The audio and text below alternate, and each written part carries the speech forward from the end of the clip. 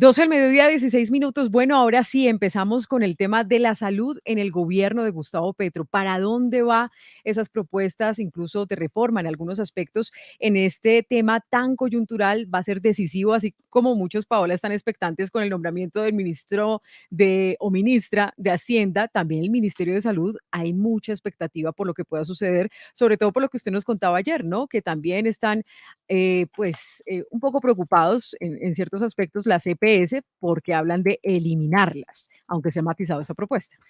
Pues Andrea, ayer hablamos con las EPS, con el gremio de las EPS y lo que nos decían es que se está buscando por parte del gobierno entrante, pues eliminar la intermediación financiera que hay, pero también nos hablaban de ese papel tan importante que cumplen hoy las CPS en Colombia, que según ASEMI, que es este gremio que las reúne, lo que nos dijo ayer es que si se eliminan completamente, pues se causaría un caos en Colombia porque hay 34 millones de personas que están afiliadas a este régimen y a este sistema de salud en el país. Bien, pues saludamos a esta hora a Jaime Urrego, asesor de salud de la campaña Petro Presidente y quien seguramente va a tener un papel determinante en el próximo gobierno. Gracias, Jaime, por atendernos a esta hora. Bueno, muy buenas tardes. Un saludo a la audiencia de la W y a la mesa. Bueno, háblenos primero que todo si es cierto que se van a eliminar las EPS como se leyó en el programa de gobierno, como se está especulando mucho. ¿Cuál es la respuesta suya frente a este interrogante? Bien, primero decirles que las EPS se han venido eliminando desde que se crearon. Cuando ya la superintendencia, y este dato es muy importante, empieza a sistematizar esto de manera muy ordenada, han salido 100 EPS del funcionamiento. En este momento quedan aproximadamente 29, 30. Y hay un listado con lo que publicó la superintendencia ayer, antes de ayer, de su último informe sobre el incumplimiento de la ley, que en este caso es la habilitación de unos criterios, digamos, de capacidad financiera. Es absolutamente preocupante, porque sobre todo en el régimen subsidiado, las EPS no cumplen con lo que la ley ordena. Entonces, un poco el primer mensaje a la audiencia es que aquí no se trata, ni nunca ha dicho el presidente, vamos a llegar a acabar nada. Lo que pasa es que hay un problema muy grave que hay que afrontar. Las EPS se están derrumbando solas.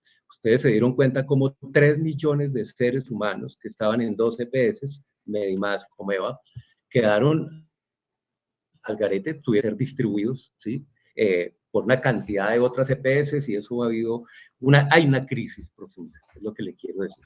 En el programa en ninguna parte dice eliminar las EPS. En el programa lo que dice es que la reforma que se presentará en el Congreso debe revisar este elemento de la política pública, porque la salud no solo son las EPS, la salud fundamentalmente son quienes prestan los servicios de salud, que son los hospitales públicos y el sector privado, las clínicas, que inclusive es la gran mayoría. Esto es la almendra de cualquier sistema y obviamente los determinantes sociales, el agua, la vivienda, la alimentación, etc. Entonces, más que matizar es dejar muy claro que en ninguna parte hay un propósito de llegar a acabar con nada que no sea la exclusión y la violación del derecho fundamental a la salud de más de 20 millones de colombianos, según el último informe del Ministerio en febrero.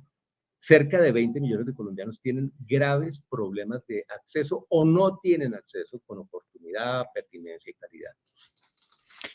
Sí, doctor Jaime Urrego, usted es un especialista en salud pública y me parece muy importante lo que nos señala al comenzar esta entrevista, y es: no se trata de acabar, porque pues hay que poner las cosas en una balanza, y de la misma forma en que hay, sí, un sinnúmero de EPS que han desaparecido, para desgracia, además de sus afiliados, porque luego han quedado al garete, y luego ha sido pues un proceso bastante difícil el que han tenido que enfrentar a la hora de reubicarse en otras EPS. Pues hay otras de estas entidades que funcionan y que atienden de manera eficiente, creería uno, a sus pacientes. Lo que se buscaría entonces es optimizar o mejorar el funcionamiento de estas entidades promotoras de salud para que ofrezcan un servicio de calidad, pero no desaparecerlas. Bien, si hay un problema, digamos, y llega un gobierno que su función no solo es administrar, sino definir el rumbo, digamos, de una política pública, en este caso la de la salud.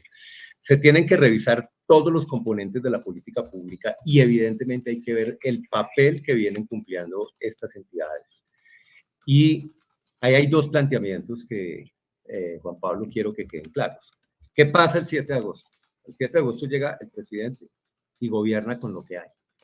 Y a la hora de gobernar con lo que hay, la prioridad 1A es que los que le prestan los servicios a la gente, que son los hospitales y las clínicas, que se están quebrando, y aquí otro dato, 530 clínicas privadas se han tenido que autoliquidar porque las quebraron. ¿Sí? Entonces no es un problema marginal, un accidente, una cosa exótica, hay un problema estructural. Esto debe ser revisado. Pero el 7 de agosto, las EPS que cumplen con la ley, que atienden a la gente, por supuesto que tienen que continuar. Ahora, porque aquí de lo que se trata es de hablar claro con la verdad y ser coherente. Se va a presentar un proyecto de ley. Ese proyecto de ley tiene unas reglas, ¿cómo se llama? Los límites de la cancha ya están marcados, porque han dicho que es un salto al vacío, que no sé qué. No, que es, incluso que es volver a lo que teníamos antes del 90, que era el Seguro Social, que usted debe recordar mejor que yo lo que era para muchas personas, ¿no? Era casi... Pero si tenemos la misma edad, o sea que los dos nos tenemos que acordar. ¿Ah, sí? No, ¿Sí? no lo sabía, pero bueno, doctor. Entonces nos acordamos de eso, doctor Urrego, y eso era terrible, porque en muchas ocasiones era la atención casi que llevada a la miseria, pues la gente pidiendo en las puertas de los hospitales un poquito de plata para que le dieran una atención o para que le pudieran, para poder comprar los medicamentos. Era difícil en esa época del Seguro Social, ¿no? Bien, entonces, para seguir entonces con la pregunta, ¿qué es lo que no puede desaparecer y que usted tiene que responsablemente como Estado garantizar? Los servicios de salud. ¿Quién presta los servicios de salud? Los médicos, las enfermeras. ¿Y dónde trabajan? En clínicas y en hospitales.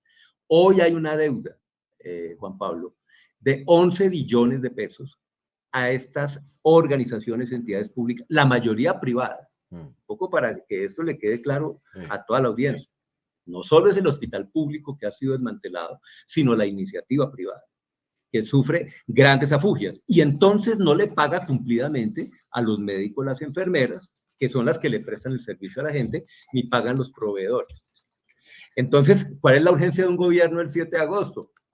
Hay que asegurar flujo de caja, giro universal. Existe una entidad muy interesante y eso se reconoce, construir sobre lo construido, que se llama la ADRES, por donde pasan hoy afortunadamente 60 billones de pesos y le gira directo al que presta el servicio, Sí. porque eso es de lo que se trata. En el proyecto de ley, y ya te contesto, para un debate que va a ser nacional, y eso es lo que ha anunciado el presidente Gustavo Petro, ¿sí? La construcción de un acuerdo nacional. Se escuchan todas las voces, pero lo que entra al Congreso es una propuesta en la cual se desarrolle la ley estatutaria. La ley estatutaria nos ordena que se desarrolle de manera integral con una ley ordinaria y eso es lo que se va a presentar al Congreso para el debate, en donde la intermediación va a ser revisada. Pero mientras tanto, el sistema colombiano tiene un sistema de intermediación con EPS. Las EPS que cumplan tienen que mantenerse y será el resultado del debate en el Congreso de ese proyecto de ley lo que va a definir el futuro. Pero aún así, ojo con esto, el último artículo de ese proyecto de ley dirá: iníciese un proceso de transición con periodos para que la transición, que es lo que Gustavo Petro como presidente ha anunciado en la gran mayoría de sectores, sea una transición planificada, sí, tranquila y sustentada en argumentos de política pública y de garantía del derecho fundamental a la salud. Sí, mire, muchos comentarios hasta ahora, no me esperaba. En nuestro YouTube Live pone Julián García: la medicina prepagada es un servicio privado, nada que ver con la intermediación de la EPS y el régimen subsidiado. Dice Gilberto Jurado: ¿cómo desinforman? Ayer mismo la representante del gremio de las EPS afirmó que ya se estaban reuniendo y que entendían que no se iban a cerrar, pero sí hay un problema del sistema. Dice Diana Mendoza: no esperaría más EPS, la mafia de bata blanca que negocia con nuestra vida y nuestra muerte. No me esperaba. Ya va Mauricio con su pregunta, pero yo quiero preguntarle, señor Jaime Urrego, si entonces esta figura, ¿cuál sería exactamente? Usted dice, bueno, las EPS que cumplan, pues va a haber todo un proceso de transición y hay otras que inevitablemente ya se están acabando, pero entonces, ¿cuál sería esa fórmula un poco mágica para encontrarle solución a esos quebrantos del sistema de salud que no se han podido solventar? Explíquenos un poco más cuál es la propuesta. Ya nos hizo el diagnóstico, la propuesta, ¿cuál sería? Bien, la propuesta está a tono con lo que sucede en la gran mayoría de países del mundo donde no hay EPS. Y es que redes de servicios, tanto públicos como privados, ojo con eso, cumplen y empiezan a recuperar las funciones que en cualquier sistema del mundo cumplen, que gestionan el riesgo de manera territorializada, es decir, cerca donde vive la gente, cerca donde trabaja la gente, donde estudian los niños, etcétera. Y los servicios, sí, se pagan directamente desde un fondo único. Ya está sucediendo eso hoy. ¿Quién organiza la red de servicios? Hay que recuperar la capacidad de consejos territoriales donde esté lo público y lo privado, la ciencia, los médicos, los pacientes. Hoy en día sabemos que necesita un departamento como el del Cauca, cuántos hospitales, cuántas clínicas, dónde deben estar. Y debe asegurársele los mecanismos de financiamiento y que cumplan funciones que se denominan de gestión del riesgo. Es decir, poder hacer tamizaje, detección temprana de los problemas. Ahí le pongo un dato que tiene escandalizado a todo el mundo.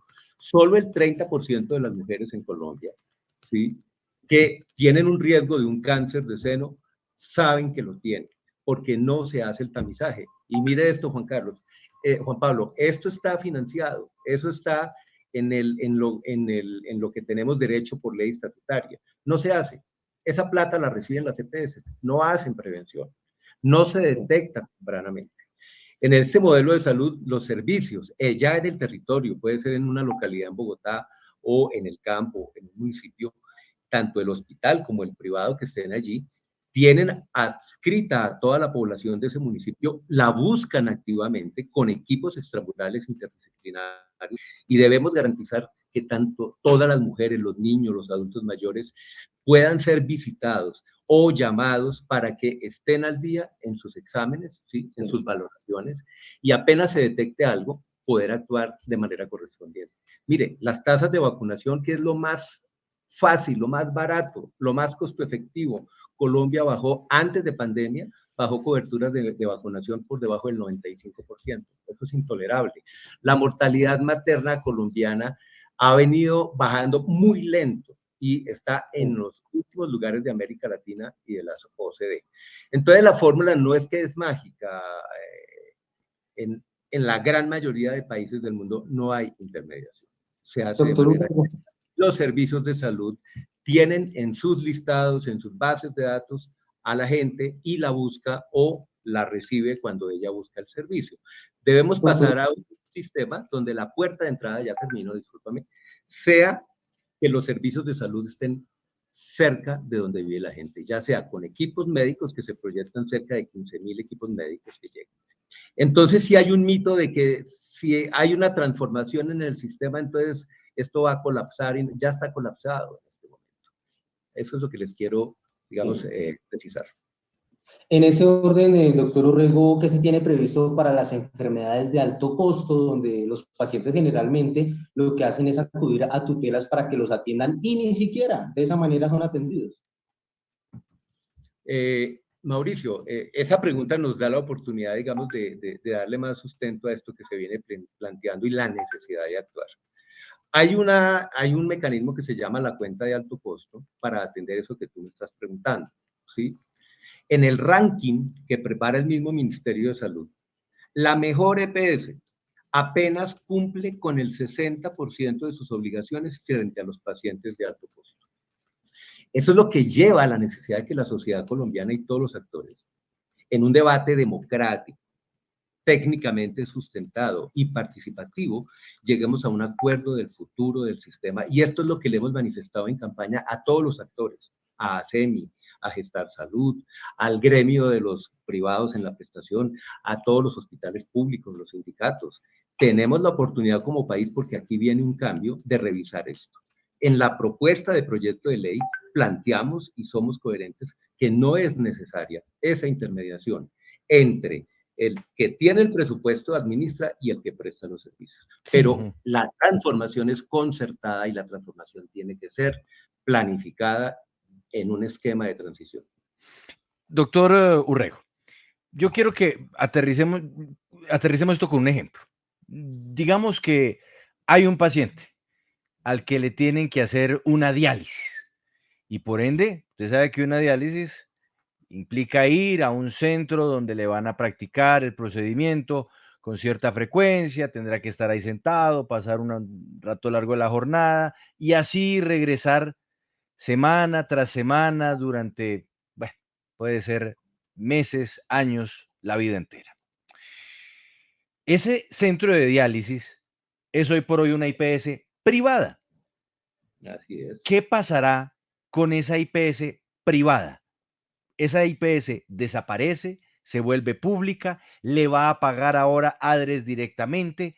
¿Cómo se le explica esto al paciente que hoy llega a su IPS para que le hagan la diálisis y simplemente firma, lo hacen firmar, en fin, entra, se registra y ya, porque del resto se encarga la IPS? Ahora, ¿cómo funcionaría? O bueno, en la eventualidad de que pase la reforma a la salud que propone el presidente Petro, ¿cómo funcionaría eso? Muy buena pregunta. Esa unidad renal que hace la diálisis recibe hoy la gran mayoría, el pago ya lo está recibiendo de la ADRES, porque los gobiernos ante la crisis tuvieron que quitarle ese mecanismo de pago a las EPS. Entonces, el mensaje al paciente que va a diálisis, no pasa nada, al contrario, esa unidad de diálisis no se va a quedar esperando pagos a 3, 6, 9 meses o a perder plata porque no le pagan las cuentas. La ADRES ha venido a resolver parcialmente eso y será fortalecida para que pague con oportunidades. Primera respuesta a la IPS, lo que le va a pasar es que mejoran sus condiciones para que tenga los recursos y preste los servicios. ¿Sí? Ahora, entonces, el paciente pregunta, pero yo cómo sé entonces a cuál unidad voy. Ya hoy esas unidades renales están en el país, falta distribuirlas mejor porque hay inequidad, se concentran en las grandes ciudades. Ahí hay que hacer un esfuerzo, hay que darle estímulo al sector privado para que llegue a más territorios y al hospital público para que se fortalezca. Entonces, yo vivo en un municipio y soy un paciente renal y necesito una diálisis, yo me tengo que dirigir directamente a quien me presta el servicio. ¿Quién le paga? Le paga el ADRES. Eso ya, es que ya está hoy sucediendo, Juan Pablo. Sí, mire lo que nos escriben a esta hora, pues hay muchas dudas, también comentarios. No me esperaba, Alejandra, qué mal que cierren las EPS, lo que quiere el gobierno es más plata para los bolsillos de ellos. Bueno, dice Andrés Orjuela, ¿qué va a pasar con todas las miles de personas que trabajan en las EPS entonces? Doctor Jaime Urrego.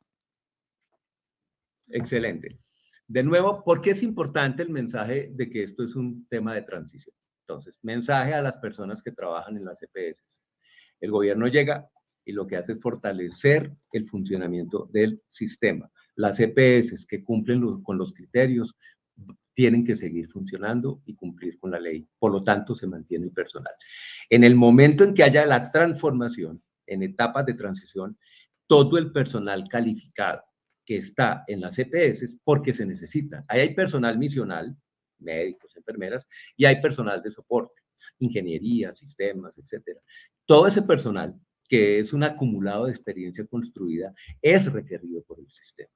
Entonces, podrá pasar directamente a la prestación de servicios y obviamente pueden, porque se va a seguir necesitando capacidad administrativa, también a entrar al soporte de toda esta actividad de administración.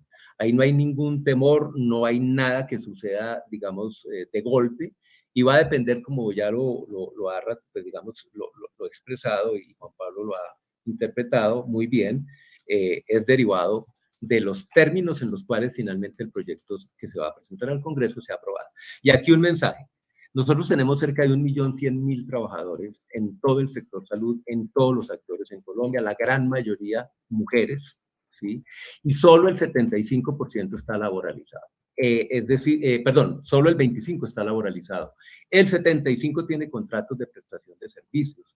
tercerizaciones, contratos que llamamos coloquialmente contrato chatarra. Ujú. Eso también es un punto prioritario apenas inicia el gobierno, porque no requiere de ley. Eso ya está en la jurisprudencia y en la ley. Se necesita y ha faltado voluntad política para darle estabilidad laboral a todos los trabajadores y trabajadoras de la salud. Y Sí, el presupuesto está dentro del sistema. sí. Trabajadores de EPS, no hay ningún temor. Yo les haría la siguiente pregunta. Y que, digamos, y cuando se liquida la EPS, ¿qué es lo que viene sucediendo? Miren lo que ha pasado. El Estado, el gobierno de Gustavo Petro, tiene una prioridad y es el que cuida la salud en este país, es el médico, la enfermera, el odontólogo, la radióloga, etcétera. Sí. Son la prioridad número uno, porque sin ellos definitivamente no se prestan servicios. Mm.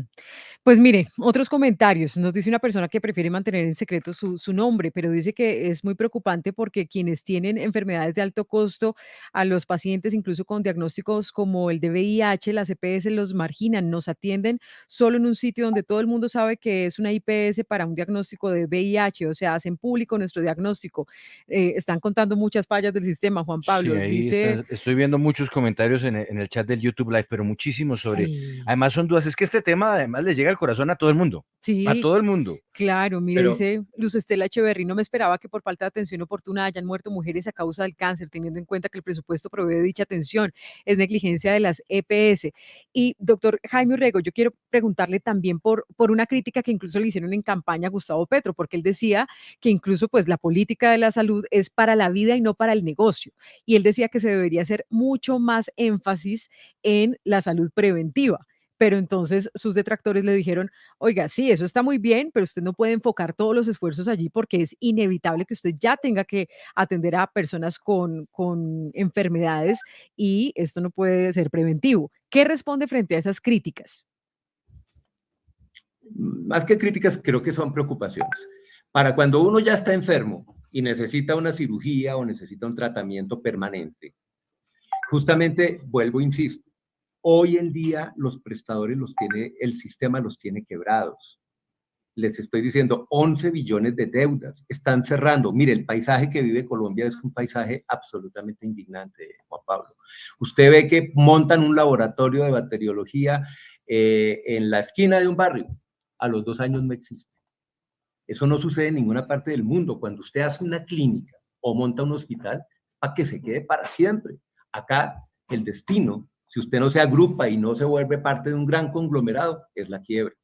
Entonces, a las personas que están preocupadas y escribiendo, girar recursos directos y no intermediados a través de un actor que hoy se llama EPS, sino a quien le presta el servicio, es empezar a mejorar la situación, número uno. Número dos, ojo, en 700 municipios del país solo hay hospitales públicos, porque han dicho que Petro va a ir a volver todo estatal. No, es que hoy es estatal. 700 municipios, casi el 70% del territorio colombiano, solo tiene un hospital público y usted va, está resquebrajado, está con servicios cerrados. Hay que asegurarle la vida. Aquí el hospital no tiene por qué ser una empresa, el hospital tiene que estar abierto las 24 horas con los mejores servicios y ahí hay que invertir. Ese es el mensaje para la gran mayoría de los colombianos, para 20 millones de personas que no tienen acceso. Se preocupan porque si hay un cambio, porque puede salir un actor dependiendo del debate nacional. Pero vuelve y dice, ¿qué pasó con los pacientes de alto costo, con los 3 millones de personas que fueron abandonadas cuando se van las EPS y hay 10 en la lista de la superintendencia que no cumplen?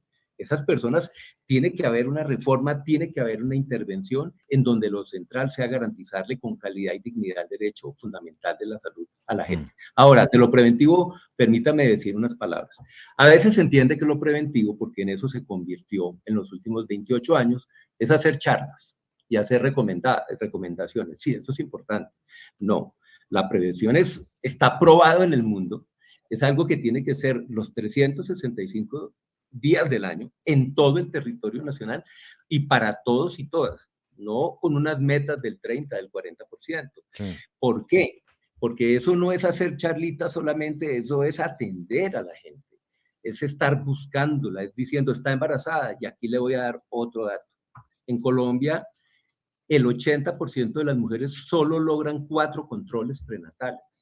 en un país que tiene el 7,5% del Producto Interno Bruto dedicado a la salud, Sí. uno de los más altos de América Latina, cuando debería una mujer tener 8 controles prenatales cerca de donde vive. Piensen ustedes en las zonas rurales, en los barrios pobres de las ciudades. Las mujeres se tienen que desplazar a grandes distancias y solo alcanzan 4 controles prenatales, el 80%, cuando el protocolo científico es que sean entre 8 y 10, y no sucede, y está financiado, la plata está en el sistema.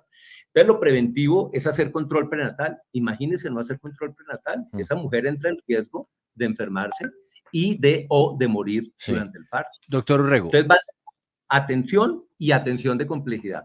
Para la complejidad, al contrario, es hoy pagarle a los prestadores públicos y privados con oportunidad los servicios para que puedan atender. Y en lo preventivo, dejar esta deuda histórica de que en Colombia no se detecta tempranamente lo que le pasa a la gente. Una pregunta de respuesta rápida, doctor Urrego. ¿Qué va a pasar con los esquemas de contratación del personal sanitario? Porque a la mayoría de los médicos, incluso en hospitales públicos, bueno, médicos y enfermeras y auxiliares, en fin, los contratan por prestación de servicios. ¿Eso va a cambiar? Por supuesto. Esa es una de las 4 prioridades que ya mencioné. Aquí hay que respetar la ley y la jurisprudencia.